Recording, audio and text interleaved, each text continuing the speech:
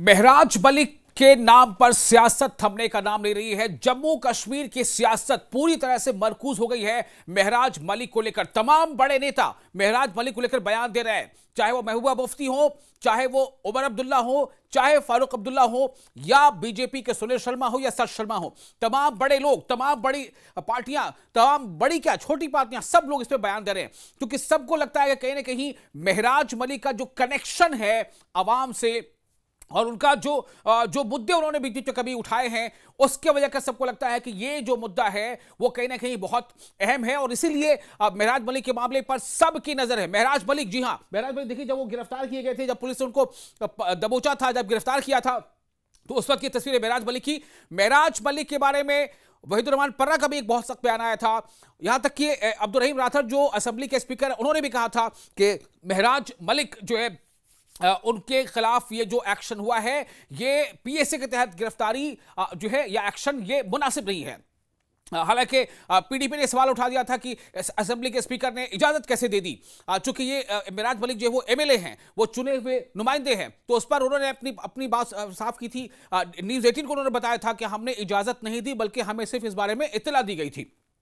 अब आपको बताते हैं इस पर नया क्या जुड़ गया है। नया यह जुड़ गया है कि महराज मलिक को लेकर के 9 वकीलों का जो है नाम फाइनल किया था आम आदमी पार्टी ने। उन 9 वकीलों में से एक, जिनके बारे में कहा जा रहा है कि वो काफी सीनियर वकील हैं, उन्होंने, जिनका नाम है निर्मल के कोटवाल, उन्होंने महराज मलिक के केस को की पैरवी करने से इनकार कर दिया है। और वजह बताइए, उनका अपना साबका रिकॉर्ड।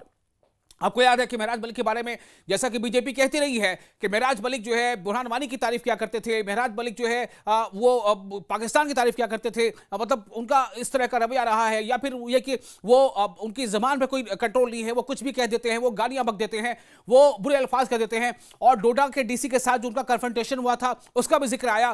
तो इन सब के बीच अब ये उन लोगों को ये मुद्दा मिल गया है। बेशक जो लोग महराज मलिक के खिलाफ लिए गए एक्शन के तायद में थे, उनका कहना है कि देखिए जी, वकील ने भी जो है मना कर दिया। हालांकि किसी पार्टी का, यानी वकील का, और वकील का ये इख्तियार होता है कि वो किसकी पैरवी करे और किसकी पैरवी ना करे। लेकिन इस मामले में एक नया ट्विस्ट आया है। वो नया ट्विस्ट ये है कि डिप्टी सीएम जम्मू कश्मीर के सुरेंद्र चौधरी ने महराज मलिक की बातों को लेकर के एक बयान दिया है। और यह बात काफी चर्चा में है कि सुरेंद्र चौधरी ने क्या डीसी को धमकी दी है। क्या डिप्टी सीएम सुरेंद्र चौधरी ने डीसी ही नहीं बल्कि तमाम दूसरे अफसरान को धमकी दी है? ये आप सुने, फिर आप तय करें। आपको सुनाते हैं कि डिप्टी सीएम सुरेंद्र चौधरी ने महराज मलिक के मामले पर डीसी का नाम लेते हुए, डीसी का जिक्र करते हुए क्या कहा है, सुनिए।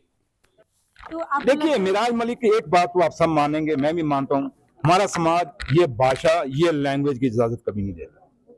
अब मैं मेरे साथ सियासत में जो मेरा ओपोनेंट है मेरे साथ करे, लेकिन फैमिली, बच्चों पे नहीं जाना चाहिए, माँ बाप के ऊपर नहीं जाए। माँ बाप सबके बराबर है। उसकी लैंग्वेज बहुत गंदी थी, मैं उस समय भी कहा था, आज भी कहता हूं। लेकिन डीसी को कन्फ्रंटेशन में नहीं जाना चाहिए था। डीसी इस चीज को अवॉइड कर सकता था।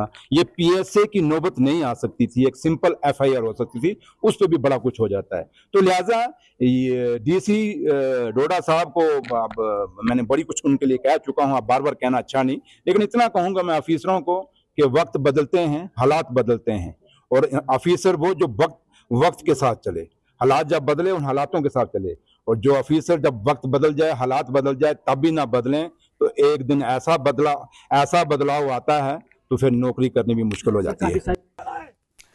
तो सुना आपने, ये है जम्मू कश्मीर के नायब वजीर आला यानी डिप्टी सीएम यानी उप मुख्यमंत्री, ये कह रहे हैं कि वक्त बदलते हैं, हालात बदलते हैं, और वो ऑफिसर जो वक्त और बदले हुए हालात के मुआफिक काम करता है तो ठीक है, और अगर काम नहीं करता बदले हुए हालात के मुताबिक, तो उसे यह समझना होता है कि कई बार काम करना भी मुश्किल हो जाता है।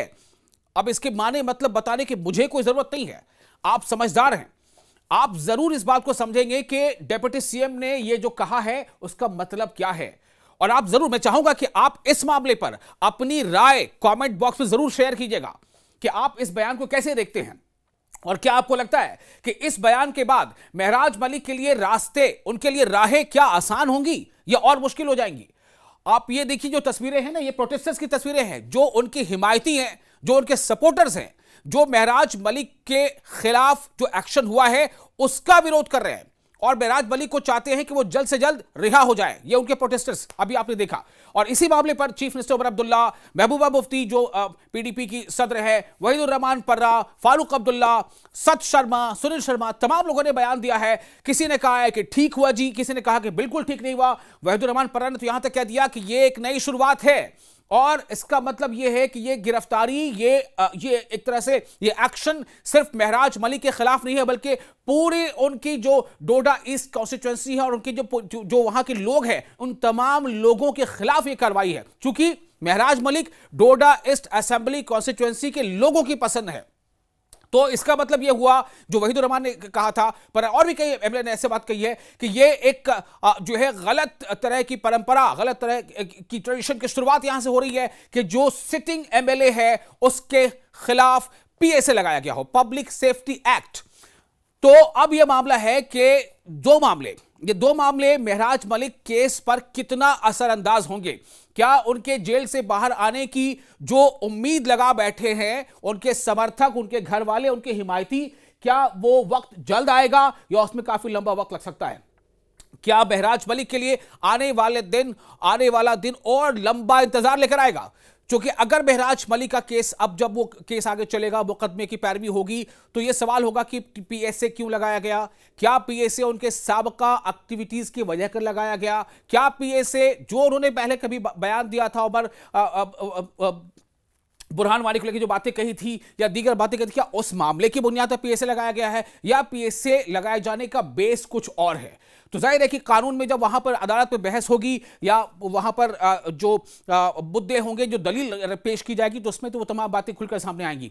लेकिन फिलहाल तो ये लग रहा है कि जिस तरह से निर्मल के कोटवाल जो सीनियर वकील हैं, उन्होंने आम आदमी पार्टी ने जब उनको अपॉइंट किया था, 9 वकीलों में से वो एक थे, तो उन्होंने मना कर दिया और रीजन ये बताया कि भाई जो साबिका जो उनका अपना रिकॉर्ड है महराज मलिक का, कि उसको देखते हुए कि मैं इनका केस नहीं लड़ूंगा। तो क्या आपको लगता है कि इससे कुछ असर पड़ेगा? क्या उनको और दूसरे वकील मिलेंगे, नहीं मिलेंगे? हालांकि 9 में से एक ने नाम वापस लिया है। और ये कितनी मजबूती से ये केस रखा जा सकता है, क्योंकि खुद सीएम उमर अब्दुल्ला कह चुके हैं, चीफ मिनिस्टर उमर अब्दुल्ला ने कहा है कि आम आदमी पार्टी को या महराज मलिक के कानूनी लड़ाई के लिए जो कुछ मदद हो सकती है नेशनल कॉन्फ्रेंस करेगी। उनको कानूनी लड़ाई के लिए जो वकला, यानी वकीलों का प्लूरल है, वकला चाहिए होंगे, जो भी कुछ कानूनी मदद होगी वो उसमें नेशनल कॉन्फ्रेंस भी अपनी जो है मदद करेगी। हालांकि आपको याद होगा, पहले बता दूं आपको कि महबूबा मुफ्ती ने हालांकि ये कहा था कि उमर अब्दुल्ला की सरकार, जो कि फुल मैंडेट की सरकार है, उमर अब्दुल्ला की सरकार ने इस मामले को ठीक से हैंडल नहीं किया।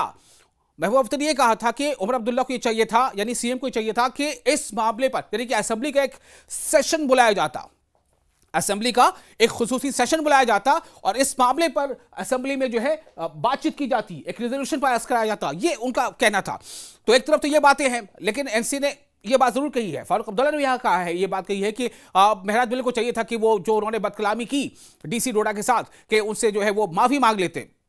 और लेकिन सब लोग ये बात कह रहे हैं कि जो केसेस उनका है, उनके ऊपर जो जिस बुनियाद पर पीएसए लगाया गया है वो गैर मुनासिब। लेकिन बीजेपी का कहना है कि जो हुआ है वो बिल्कुल सही हुआ है, क्योंकि उनका आचरण ऐसा था। बीजेपी कहती है कि महराज मलिक का आचरण ऐसा था, उनका बिहेवियर ऐसा था, उनका बर्ताव ऐसा था।